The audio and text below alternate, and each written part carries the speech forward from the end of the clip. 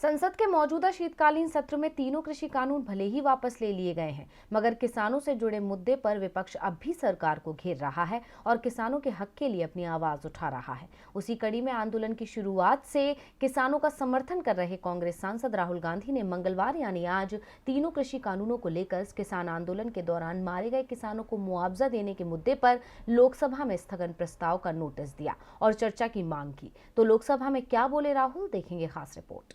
कांग्रेस के पूर्व अध्यक्ष राहुल गांधी ने संसद में किसानों के मुद्दे पर केंद्र सरकार पर निशाना साधा।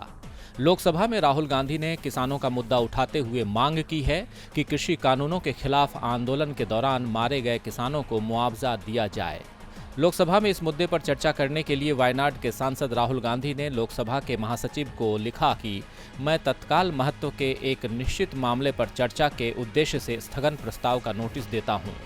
उन्होंने आगे कहा कि किसान लगातार न्याय की मांग कर रहे हैं और कृषि के बुनियादी ढांचे को प्रभावित करने वाले विभिन्न मुद्दों पर मांग उठा रहे हैं।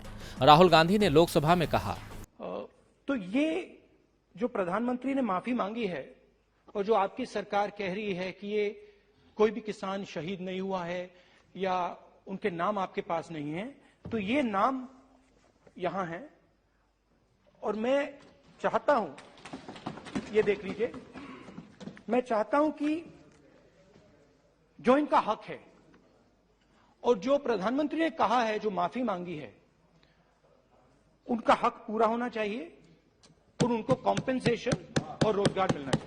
इसके अलावा राहुल गांधी ने कहा, किसान आंदोलन में 700 किसानों की मौत हुई।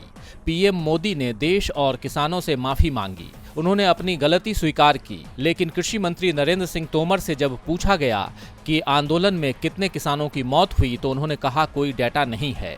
राहुल गांधी ने आगे कहा, पंजाब की सरकार ने 400 किसानों को 5 लाख रुपए आर्थिक मदद दी।